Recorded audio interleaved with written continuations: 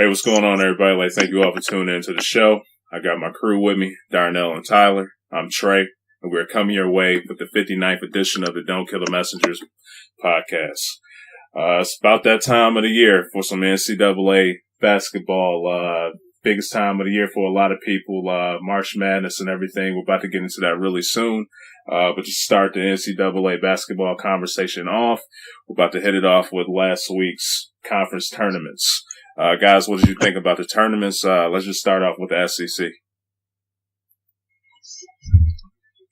The SEC tournament went as we expected.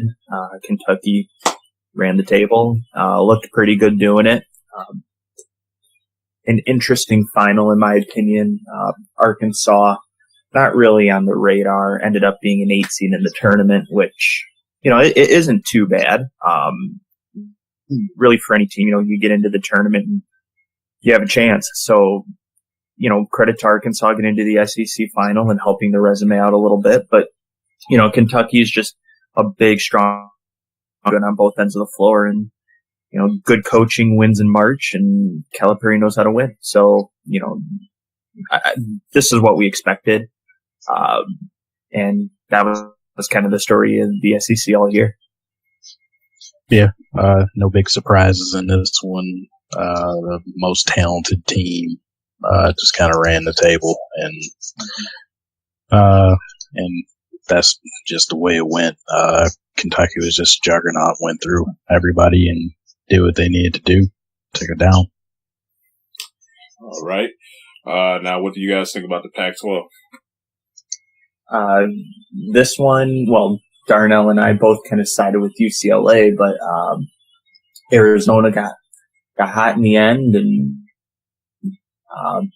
beat them in the semifinal. I actually really like Arizona, really good both ends of the floor, good guard play. Arizona hasn't made it super far in the John Miller, so maybe this will be their year. They got Lauri Markkanen has really risen late in the year, so hopefully his play keeps up for Arizona. I'd like to see them make it far. It'll just mean good, the good teams are getting to the end. And credit to Arizona, it hurt Oregon that they lost their best shot blocker and rim protector. That you win, they say defense wins championships, then you lose your best defender. But I still expect Oregon to make some noise in the big dance. Dylan Brooks, I think, is good enough to propel them to a few wins. But yeah, Arizona, good two-way team. Good for them to win the Pac-12. Yeah, they not shocked that they pulled this one off, of course, but they also was basically another time where just that team that had the most talent on it just took over and did what they needed to do, especially after Arizona became a complete team again, getting a full roster. They've been just a load to deal with from anybody, and I think it's going to be that way come tourney time too. Yeah, and to, I guess, just remind everybody, we both said any of the three teams could win that conference tournament in UCLA, Arizona, and Oregon. So if any of those teams would have won it, wouldn't have been surprised. And we knew that was a 3-horse race where it was going to come right to the finish. Yeah. All right, guys. Now, what about the ACC? You want to start this one off, Darnell? I kind of took the last couple there. Yeah. I was mildly surprised on this one. I mean, Duke has been playing a lot better recently. But,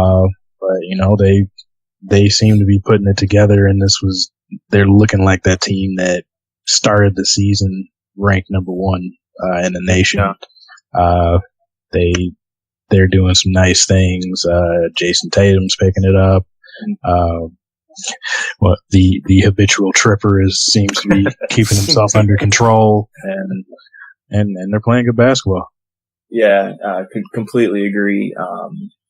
The rematch with North Carolina was really nice. It's always good when if those teams times a year, I'm all about it.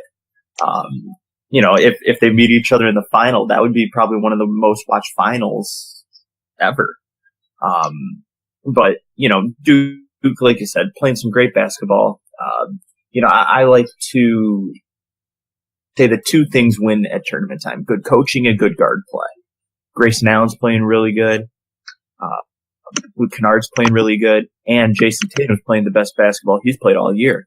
So when you got three really solid pieces on the floor, you're going to be really tough to beat. The only disclaimer on Duke's, they don't go deep on the bench.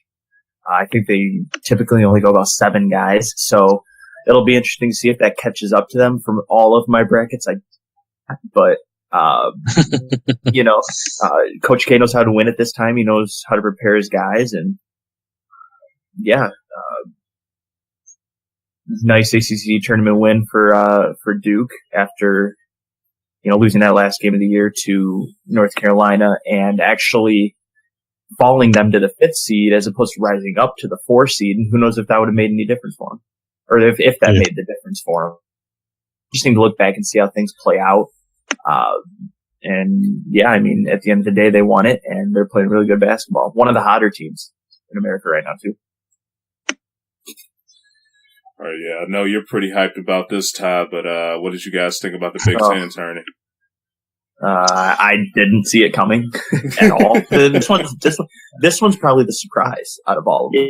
Yeah, for sure. I mean, I guess you could start with, Michigan showing up day of the tournament due to a plane crash and running off the runway, 50-mile-an-hour winds were blowing, and they show up game 1 against Illinois in their practice jerseys and win by 20. And then they beat Purdue again for the second time this year, which was a big surprise. Took them overtime to do it this time.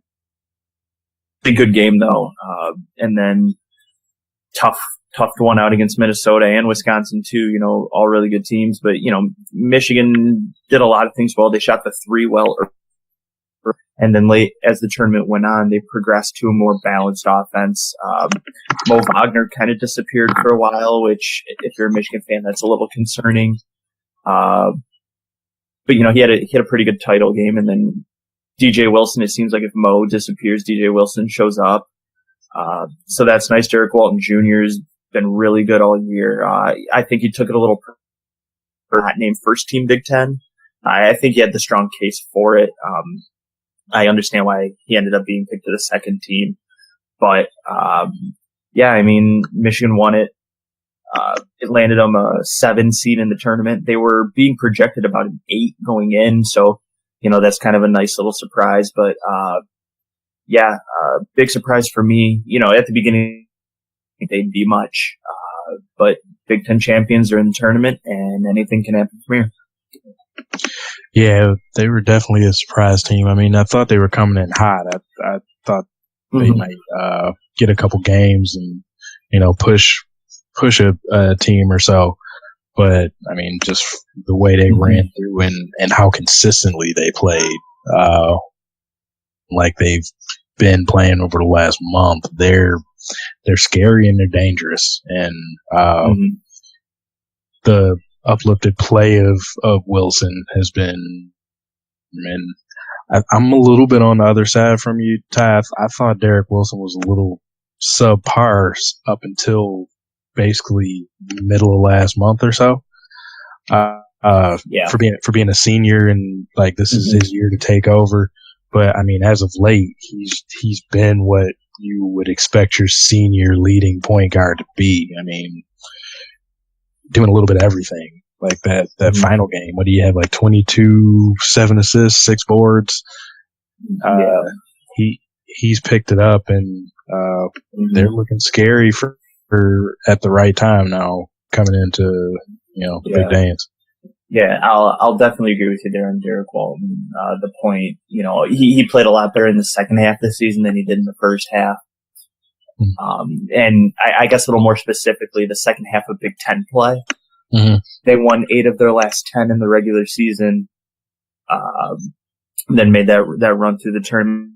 And like I said, I understand why a lot of people didn't pick him first team. I mean, like I said, I think it could have gone either way. The player that got it over him was the point guard for Minnesota. I'm forgetting exactly what his name is right now, but yeah, I mean, hey, whatever it takes to give you motivation, I guess. But Darnell, were you hoping for a Michigan State matchup? I was. I wanted a rubber match just to. I was too. I thought that would have been a really good game, neutral floor. Yeah. I thought that would have been a lot of fun for TV. Also, a quick shout out to Coach John Beeline being the all-time winning coach in Michigan. Hit that in the Big Ten tournament. So. All right. Wow, didn't seem like that took too long. Yeah. All right, guys, let me just ask you this real quick, since you guys both love Big Ten basketball. Just how pleased were you with the Big Ten conference overall this season? Not very pleased. Yeah, exactly. Well, I mean, hey, Ty, your squad won, man. Why? Yeah, I mean, they won it, but they won it as the 8 seed. Yeah. I mean, like, if I had my way, Michigan would have been a top 4 seed. Well, I mean, just look at the Big Ten in general. Look at the results for the tournament. Highest seeds of 4. And they have, they get 7 teams in? Yeah. I believe they got, 7 teams in, your highest seeds of 4. You should have a Big Ten team being at least a 2 seed, in my opinion. Like, for your conference to be having a good year, you should have your top seed at least be a 2. I mean, look at the ACC. They have, a number 1 seed and a number 2 seed. The Pac-12 has a 2 and a couple of 3s. I understand it. It's just the way it goes, but the Big Ten was a little disappointing, and I think anybody would tell you that. Yeah, just because of some of the talent that's in this conference, I think a lot of people expected a bit more out of them, but there was no separation of like a team. Any 1 or 2 teams just kind of showing that they were the dominant, the alpha in the conference to do what Ty was talking about, get up to that 1-2 level seeding for the tournament. A lot of thought that would be Purdue, but they drop games people wouldn't expect. I mean, it's looking a little more. It looks better now that Michigan, because of their second half of the year, but like that first time that they kind of just blew the doors off of them. It was a odd sight, especially when you have 2 big-time big men like they do with Haas and Swanigan. You would expect that was probably the team you pencil in to be that top seed. For my school, they were definitely under par. I mean, with the class that they had coming in, I know they lost all of their size basically before the season started.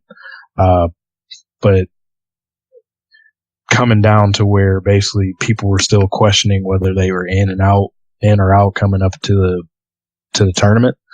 That's not usual there. But on the other side, I will say, because of how the season worked out for the Big Ten, it shows just how much of a dogfight it was to earn anything. And I think that's why they were still awarded with 7 teams in, even though they didn't get a super highly ranked team. Yeah. Yeah. I mean, 7 teams in the tournament, I think that's second most, maybe third. It was second. But either, yeah, I was going to say, I thought they were number 2, but, I don't think we can overstate it this year getting into the tournament for the first time. They made an 8 seed. You look at a couple, other teams that were on the bubble. Iowa was on the bubble toward the end. Illinois was on the bubble at the end. So, I mean, if you think about it, if those teams would have had 3 more wins out of conference, they could be looking at a berth. So it's one of those situations where in conference play, you're going to beat each other up. That's just how it is. No team was really head and shoulders above anybody else. But I think that shows out of conference play is. But on the flip side, and I think this is the perfect example, Michigan State did pretty poor out of conference this year. Very uncharacteristic of them. But they played really tough teams in their out of conference schedule and got a 9 seed, where you have Minnesota, who had a cupcake out of conference schedule. I think only lost 1 game out of conference, and they only get a 5 seed. And I think they only had 8 losses all year. So it shows that out of conference play is very important because, it works up your strength of schedule, your BPI, all of that. But it also proves that you don't have to win those tough games. You just have to be willing to play them and play them tough. Yeah. When it comes to the selections committee, they put a lot of stock in the strength of schedule, RPI, the KenPom rate, index ratings. They look at those based on what teams are willing to do. They look at some advanced statistics, team wise. They don't just put it into. They don't look at raw wins and losses. So if you play nobody and get 18, 20 wins or whatever, that doesn't guarantee you get a good seeding versus a team and it be going to Trey's team that got stalled out of the tournament, and in Syracuse, Boeheim had a big issue, and he actually called out Michigan State about it because we played the tougher schedule, had some losses. He was pointing to their wins, like they beat Duke, but that's an in-conference game. That's a game. Hey, they didn't play much of anybody else, so that was a reason why they didn't get in. Mm-hmm. All right, guys. Now, anything left to add about the conference, overall conferences? It's all said and done. Time for the big dance. Yeah. But just real quick, just looking at the teams that played, was there just any teams just stuck out to you guys the most that shocked you in these tournaments? Michigan probably is the biggest one. They were the lowest seed to ever win the Big Ten. Yeah. Seed to win the Big Ten tournament. I believe all the other major conference teams that won a tournament were the 1 or the 2 seed. I mean, there weren't many low seeds that kind of came out of nowhere this year. So I guess Michigan would be it. Yeah, Michigan head and shoulders above everybody else. Who was the surprise? I mean, they were playing well coming into the tournament, but anybody thought they were winning the Big Ten tournament. Yeah. I didn't. And just also like looking at the teams in the conference tourneys, did any of them based on their performance, did they play a huge role in you probably advancing them further than usual, just based on their performance in the conference tournament for the March Madness bracket? I mean, not really. Okay. Yeah, I guess it would just be tooting the same horn. Like maybe I feel a little bit more confident in picking Michigan to win maybe an extra game or something like that. Okay. Yeah, I'm with Darnell on this one. It might slight you one game, might make you pick a team on an upset for a team that caught your eye. But, I mean, you have a full season's body of work to judge these teams on.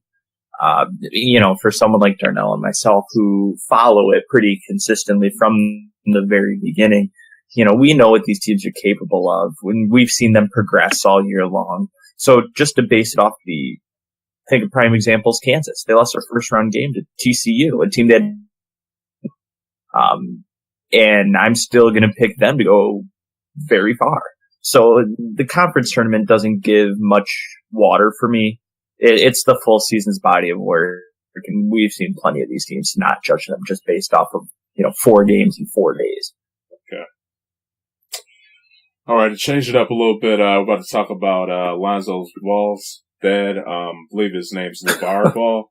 He's been making quite some fuss in the NCAA right now. It's probably getting more fuss right now than his actual son, but what do you guys just think about him, with him talking about his son being better than Steph and, he deserves a $1 billion shoe deal and all this stuff. What do you guys make of this? I mean, he's doing his best to promote his son, his sons, because, I mean, basically he speaks volumes for all three. Yeah. I think he knows he possibly has a gold mine set up, so he's trying to lay that groundwork for once they going into the professional ranks, like Lonzo. I mean, he's saying stuff that's ridiculous. So I mean, I'm not gonna give any credence to anything. His son is not a better shooter than Steph Curry, and I mean, LeVar has gone as far to say he would beat Michael Jordan 1-on-1 back in the day, and it was like, come on, dude! It came out like he was 2 points. It's a game in college. It was like, no, 1 year he played. Yeah, so like let's just chill that out. But I mean, he's trying to lay some groundwork. I mean, he pressure on his kids to succeed. That's for sure. But I mean, if he gets to turn out to be right and all 2 out of the 3, whatever, turn out to be something special, and they're Triple B clothing brand. If that can hit, if that can hit, and he can get some kind of co-marketing deal down with Under Armour or something like that, then he did what he set out to do. Yeah. I think he's just trying to make sure that money stays in the family. I guess that's how I take it. But I mean, he is ridiculous in the stuff that he's saying. He's outlandish in the stuff he's saying, but he's making headlines. So I guess he's going by that. All press is good press. Yes. Yeah, I mean, you hear my son's better than Steph Curry, and you kind of turn your head a little bit. You're like, did I hear that right? Yeah. And then, so it's, first impressions of LeVar Ball are a little, all right, this dude just loves his kids. He's going to talk them up. Like, that's fine. We'll let him talk. And then the whole $1 billion shoe deal comes out. And, you might think, all right, that's just crazy. But he actually kind of thought it out. He said he doesn't want $1 billion just given to me. He's like, you can even make it over 10 years. So he's thought about it. He's thought this out. Like, this isn't just, I'm going to wake up one day and say, I want my kids to get $1 billion shoe deal. Like, he actually has put thought into this stuff. Like, he's a businessman. He knows it's in the limelight's going to be the key. And he's just trying to do that. And I understand it. I'm not going to be too hard on the guy. But when you say that you're going to be a one-on-one, that he's not fast enough to get around you, I'm gonna start to look the other way. Yeah. But, and then it came out Charles Barkley be one-on-one, and then he comes out saying, man, Barkley needs to stay behind the desk at TNT. Yeah. It's, a lot of it is probably in good humor and good fun. I don't think LeVar Ball would come out and say, I really think Michael Jordan's, a bum. He's not coming out and really saying that. I think a lot of it's just him having some fun, him, I don't know. It's clear that he just wants what's, going to bring his kids future success.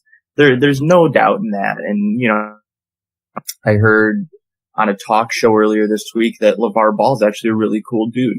Some guy went to a Chino Hills game where his 2 other sons play, and this guy was going to the bathroom, and LeVar walked up behind him, and he said, and he just made normal conversation like it was absolutely nothing, and people would come up and want their picture with him, and he, no complaints, it didn't seem like the kids were bugging him or anything. So, it sounds like he's a pretty cool dude.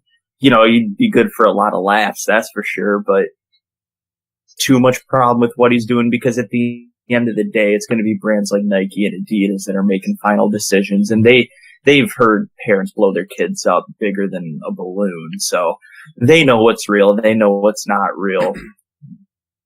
They're around them for a short period of time, but hey, you can't blame the guy for trying to step out and really bring in some success. Yeah. Let me ask you guys this, especially you, Darnell, because I think you saw Steph Curry live in the tournament. Just looking at the college careers of the guys, like, would you say that Lonzo was a better player than Steph during his college career, or would you give Steph the edge over him, or what? mean, probably as a freshman, he's better than Steph was his freshman year at. I don't think that's. Yeah. I don't think that's too crazy to say. But I mean, just seeing what Steph Curry has become, like that's quite a ceiling to give your son to become, like, to be considered better than what people are already calling the best shooter of all time. Yeah. So that's one where it's kind of like, pump your brakes, sir. Just let the kid live.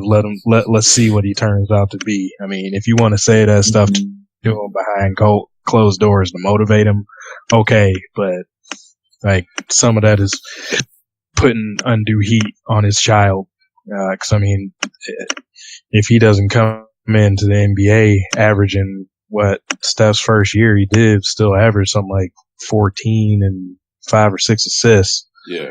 Like, if he's not putting numbers like that up, then even numbers, that's going to go for people going, well, what's up? I thought this was the next Steph 2.0 coming out. Yeah. So, but it is what it is. I mean, I would. He's put that kind of pressure on the kids since they were young. Because I mean, he said once his the youngest one, which I think is LaMelo,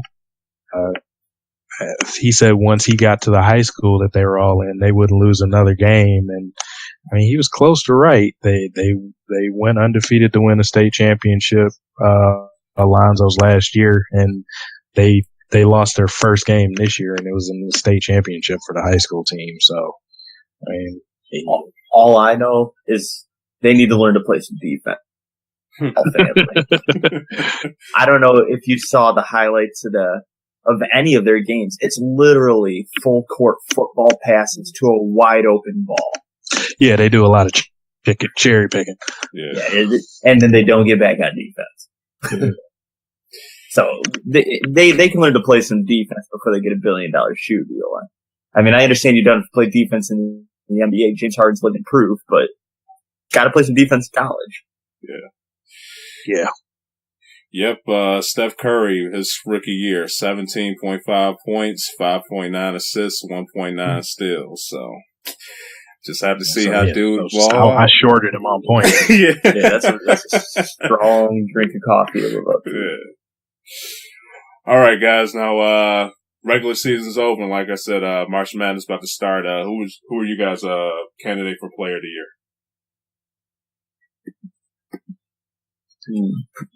Tough race, Zach. I think there's a clear winner, but a lot of people around America would argue. But I think it's going to be Frank Mason. The guy played big in big games. He had really solid numbers. Dude's a true leader on the floor. I mean, toward the end of the season when they were playing, Baylor, guy puts up 20, 28, 29 points and maybe even 30. I can't exactly remember, but Frank Mason's just been doing it all this year for Kansas. And I feel as the season progressed, he'll connect that him and Josh Jackson really formed. And I think without Frank Mason,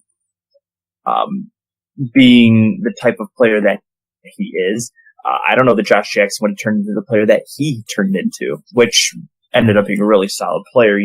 For this season, Frank Mason's at 20.8 points a game, 4.1 rebounds, and 5.1 assists. I understand that that's not, killer numbers, but I think that's real solid all around numbers. I think you could make a strong case for Caleb Swanigan and all the double doubles and Josh Hart out of Villanova. But personally, I really like Frank Mason. He would have my vote if I had a vote that even counted. Yeah, I go with that as well. I don't really think it's too much of an argument. I think it's probably going to be Frank Mason.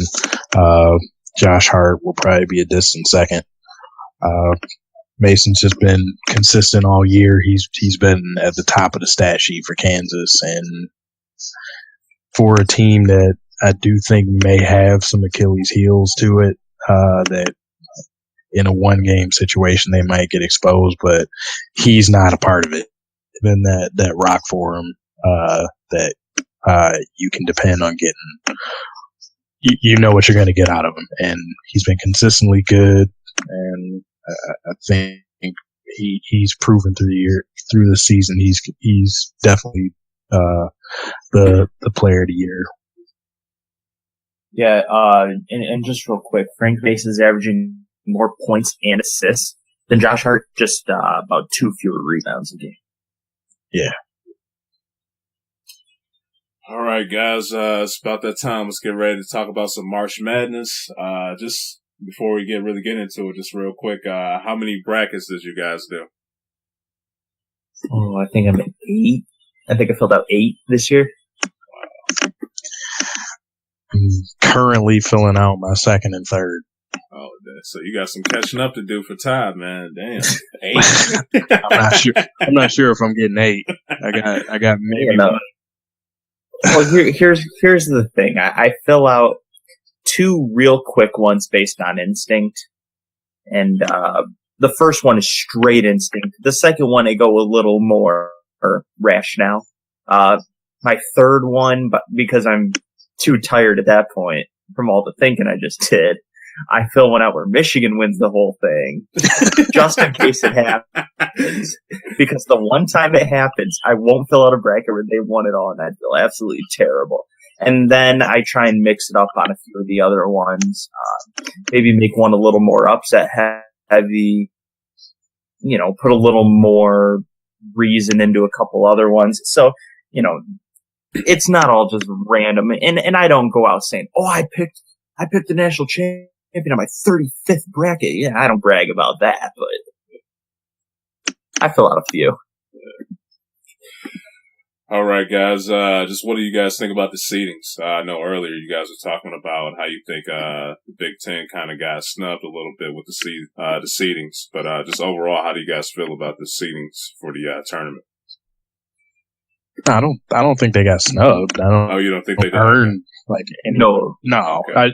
Yeah. I'm just going, like I said, I thought it showed that they were a pretty, they're still a good conference just because, they got 7 teams in. They're the second, tied for second most teams for any conference getting in. So, they're a good conference, but it's just, they're not top heavy at all. They're just a team, packed teams kind of. But I thought overall the seeding was one of the better years. I don't feel like there's too many teams where I'm just like, how did they get this high or how did they get this low? I thought everybody was well within their range actually this year. Yeah, I completely agree. If you finish about any 4th and 7th in your conference, you're probably looking at anything between a 4 and a 7 seed. So a lot of teams fell, I think, where they're supposed to. I think you could potentially argue, some of the lower seeds, like if you follow the teams, you could argue like, oh, Wichita shouldn't be a 10 seed. They should be a 9 or whatever. But, I agree with Darnell. I actually really like the seedings this year. I think they were very fair, very balanced. And yeah, I have 0 issues. Now, what about the regions? Is there a particular region that stands out to you guys the most, or you think they're all pretty good, or what?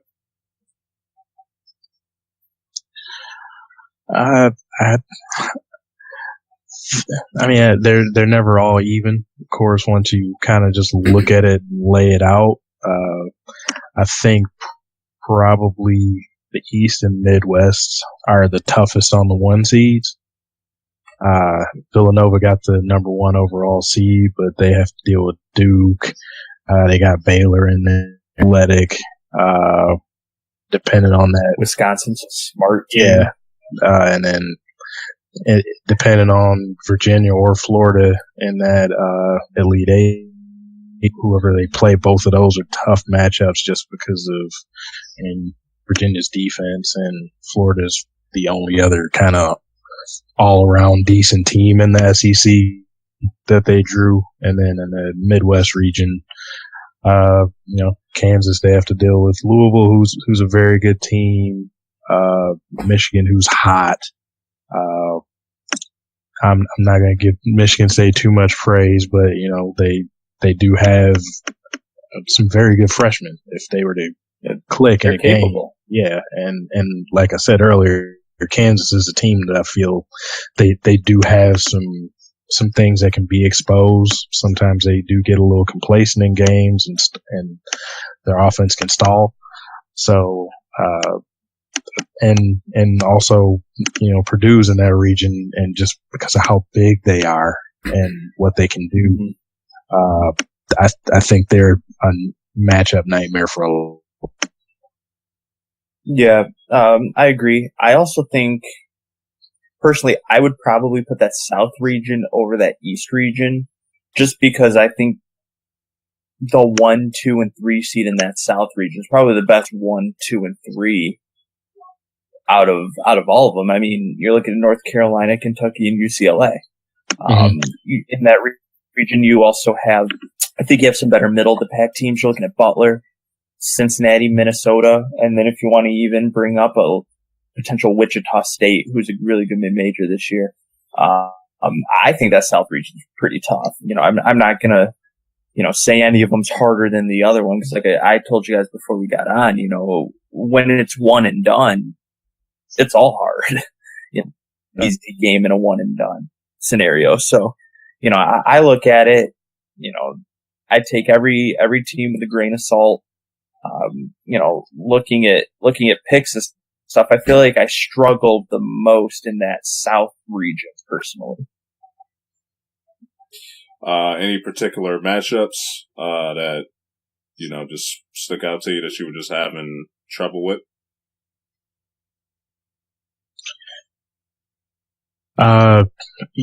Yeah.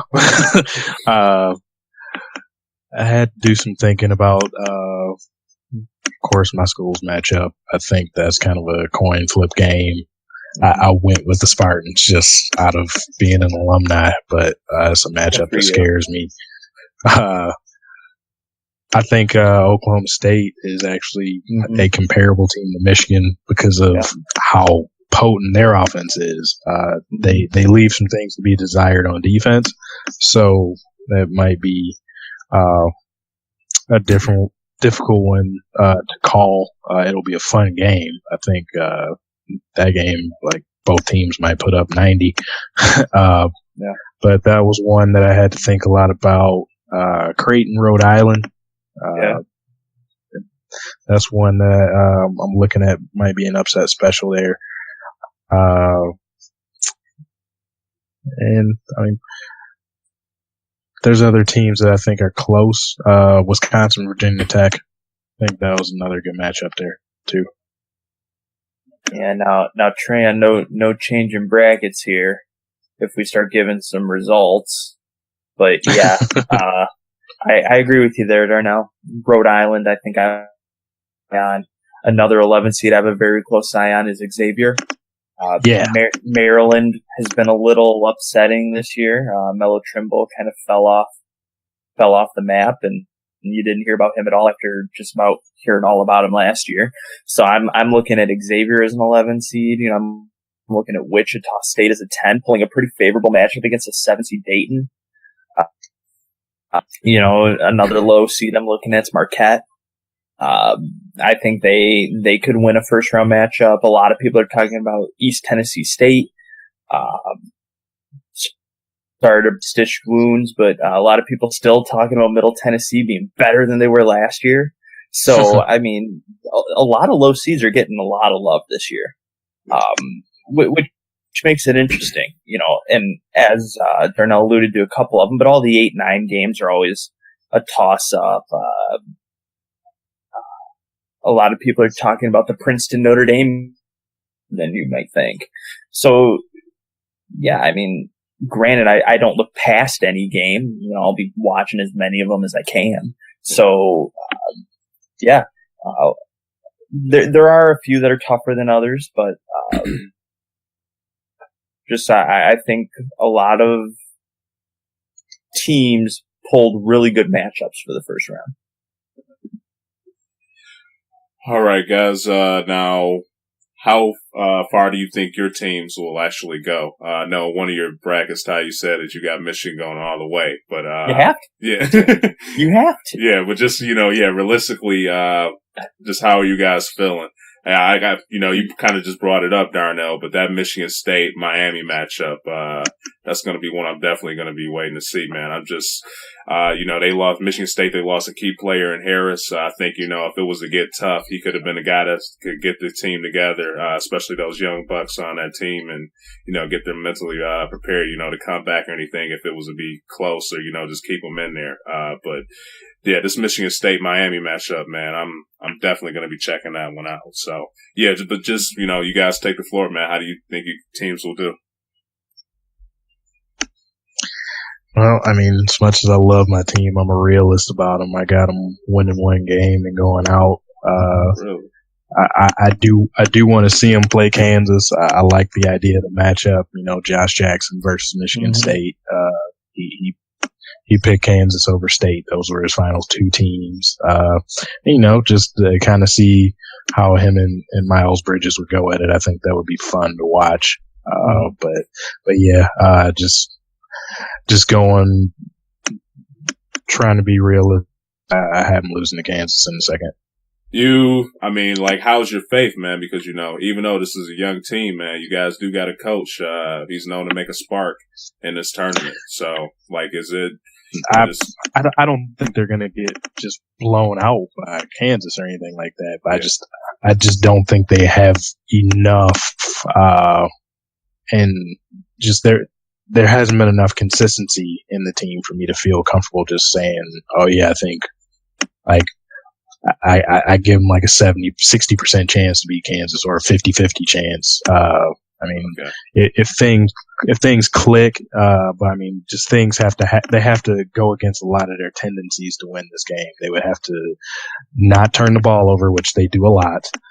Nick Ward would have to stay out of foul trouble, which he gets in every game. As good as he is, he only plays 15-20 minutes a game because he's sitting with 2 fouls usually early in the second half. And Bridges is going to do what he does. He's going to get you points. He's going to get you all around everything. But we would need some role players to step up. Alvin Ellis, he got Matt McQuaid would have to hit some big shots to step up, and Cash Winston he would have to be just he wouldn't be able to give the ball up. He would have to just make sure everybody is in position, and they would have to make a lot of smart plays to win that game. Right. Yeah. I'll just give a quick 2 cents on Michigan State as well. I agree with a lot of what you said there. I think it'll be interesting. Miami is an older, more experienced team. Michigan State is a younger team. I think they both match up fairly well athletically. In athleticism, I think that game could be very interesting. Both teams like to play fast, but I think Michigan State would slow it down a little bit and really work their offense, work the bigs down low. But like I said, I think it all just boils down to they haven't had the consistency all year, so the confidence is extremely high, and I agree with you there. But I guess in terms of Michigan, I don't know. I'm going to pick them to beat Oklahoma State just because it's the team. You always pick them to win one.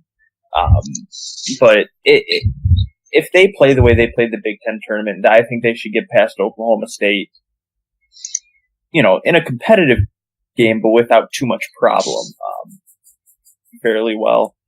Oklahoma State likes to shoot it. They got a couple good guards. I think the guard matchups are going to be really good this game. But after I have them advancing there, I'll have them losing to Louisville. Louisville's a really good rebounding team, and that's what Michigan just fails to do. If they give up a lot of offensive rebounds, they struggle big time. Like, they were up 15 on Minnesota, and Minnesota started getting some offensive rebounds, and they tied the game up. So, a Rick Pitino coach team, if they, the lead, they tend to hold on to it. And if they come from behind and catch up, they tend to take the lead. So, it'll be a rematch of that final from a few years ago, but Bill's a better team, rebound better. Michigan would have to be hot from 3 if they want to beat Louisville. And that's why I have them winning it all in one of my brackets. If they just find a way to shoot like 80% from 3 for the tournament. But you never know.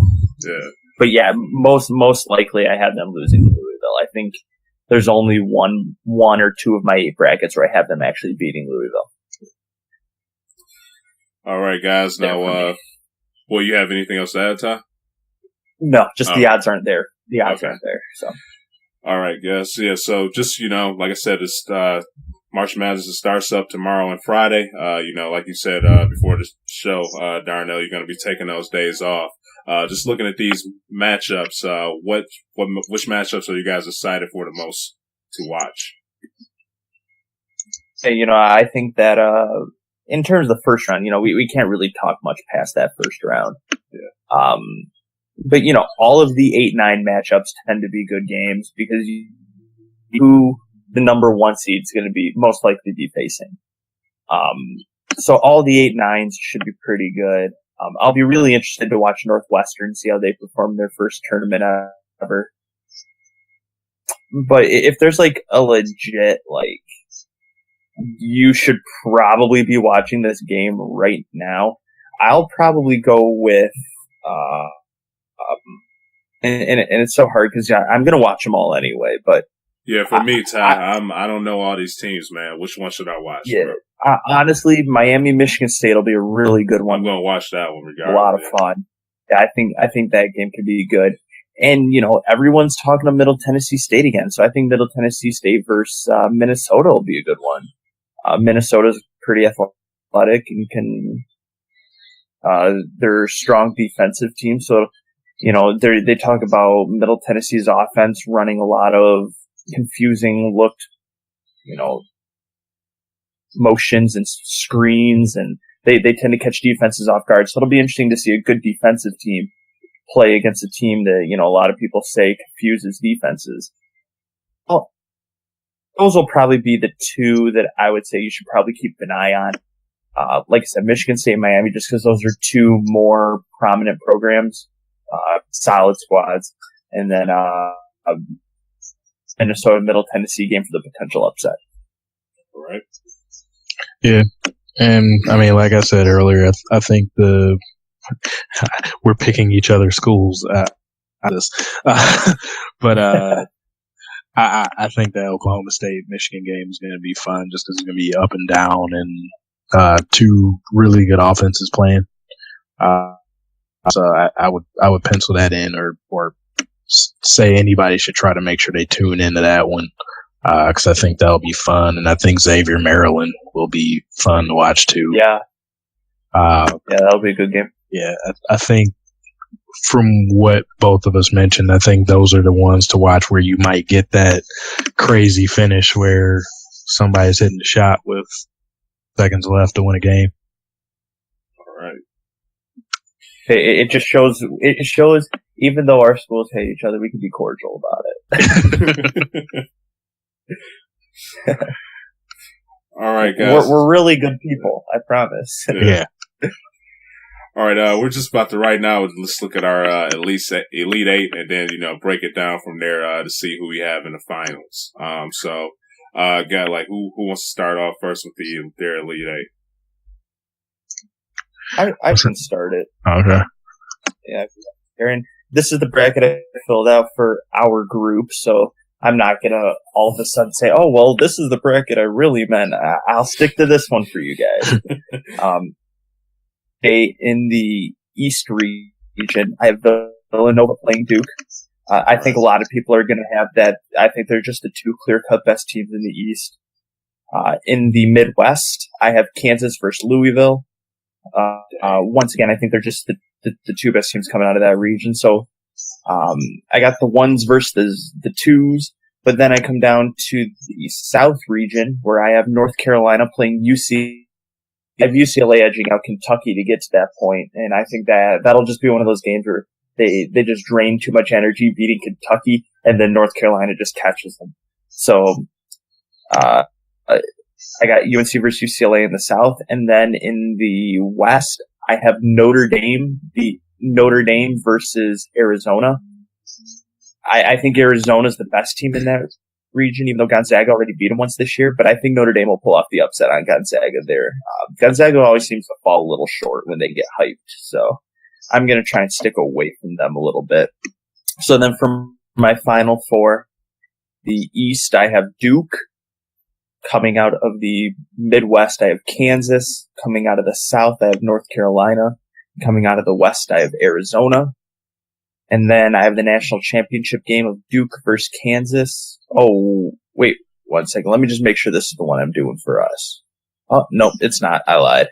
All right, I promise. Here, let me do mine then. I'll let you grab. No, okay. No, my Elite Eight is the same, except for I have West Virginia and Kentucky. So I still have Duke, Villanova, North Carolina, Kentucky, and Arizona, West Virginia, not Notre Dame there. So I have West Virginia. I like West Virginia's defense, press, all that good stuff. So then I have Villanova versus Arizona, Kansas versus UNC, and I have Arizona versus Kansas in the final, with Arizona winning it all. All right. Here, I'll go next, because my tablet's about to get ready to die. So just to get it out the way with. Right. For my East, I have Villanova and Duke. For my Midwest, I have Kansas and Louisville. For the South region, I have UNC versus UCLA. And for the West, I have Gonzaga and Arizona. For my Final Fours, I have Villanova versus Gonzaga and Kansas versus UCLA. And for my national championship game, I have Villanova beating UCLA. It's just for the tiebreaker, I have the score being 73-70. So, all right. What do you guys think about the bracket? It's not crazy. No, you're giving LeVar Ball a lot to talk about. Yeah, man. That's for sure. Gotta make his dad proud, but he's going to fall short in the final. So the only reason I don't have UCLA going as far as you do, the reason I have them losing in either the Sweet 16 or the Elite Eight is I don't know that their defense is good enough to make the full run. I can respect that for sure. It's their blemish, and I don't know. You have to play some solid defense at some point, and maybe this will be the time where they do it. I wouldn't count them out. Yeah. And I guess just to clear, these are our picks from our ESPN Tournament Challenge, one that we have set up. You can search "Don't Kill the Messenger," or the ID number is 7140504. If you want to join, if you're hearing this in time. But to round it out for us, my Elite Eight hit that I have here, coming out of East, Villanova and Baylor. Coming out of the Midwest, I have Kansas and Louisville. In the South, UNC, UC. Yep, the sweep there, I think, for us. Oh, no, Tyler had. I had Kentucky. Yeah, Kentucky. And then, and then in the West, I have Gonzaga and Arizona.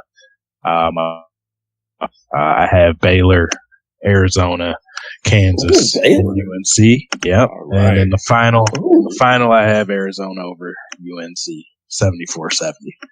All right. And I guess why do you like Baylor so much? Because me and Ty think we both had Duke. What sticks to you the most about Baylor? Darnell. Just the athleticism. Okay. They're the one that could blow up on me. They did last year. I won't go against that. If they could just put it together for a couple games, they're one of the most athletic teams in college basketball. So, just if they can hold it together and play like they can tournament, I do think they can match up well enough with Duke to make life hell for them, to try to deal with, and basically the same with Villanova, especially Villanova coming out of a conference where they don't play a lot of teams as talented as they are. Yeah. So I think that might be something playing into their favor there. I just think they're kind of nicely placed in this region where they can sneak into that Final Four spot. But I don't have enough faith in them to put them all away. I think Arizona is just playing that well right now, where I think they're that team to beat for me. Okay. Yeah, and Darnell basically just ran through the whole scenario. I have like my first instinct bracket. I went with Duke. You know, they're hot, but then I started thinking, yeah, Duke winning it all round before, and I'm like, okay, yeah, and I'm like, I'm picking Duke, but what if they lose in like the first or second round? Then my bracket's screwed. Like, but that's the fun about it. You don't know when this team's going to win or when they're going to lose. And you just kind of have like a self-panic attack. And you're like, wow, I look like a big idiot if they lose in the second round. Yeah, so I'm excited for this, guys. You know, this is going to be some fun basketball to watch. Man, I just love the energy that, you know, the college kids just bring to the game for basketball. You know, this time of the year, you know, I love NBA, but just the hype, the excitement, the energy, this sport around this time of year, man, this is like no other sport, man. So I'm definitely going to be checking this tournament out, you know, the whole time whenever I can. So this is just going to be fun. You guys have anything else to add? What was that? You broke up a little bit. Okay, you guys have anything else to add for the tournament? No, I just can't wait till noon tomorrow. Okay. Yeah. Yeah. Trey, and you better be watching as many as you can. Oh, yeah, man, I am. So I have nothing really to do tomorrow. So, yeah, I'm going to be checking these out, man. This is going to be some fun basketball to watch. So I was going to say, at some point, come over, Trey. I'll get you a sour or two to try. Okay, yeah, man. I'll be, I can head right over there after getting my haircut and stuff. So be right down the street. So, yeah, check it out, man. But as always, guys, you know, I appreciate you guys for tuning in to the show. You can check us out on Twitter, at DKM_cast. You can also find this podcast, basically everywhere: SoundCloud, YouTube, iTunes, Stitcher. Just hit us up in that search engine. So like I said, man, just excited for this tournament. I'm definitely going to be, my eyes will definitely be glued to the TV, just watching these guys go out there and just ball out. So y'all take it easy and have a good one. Peace.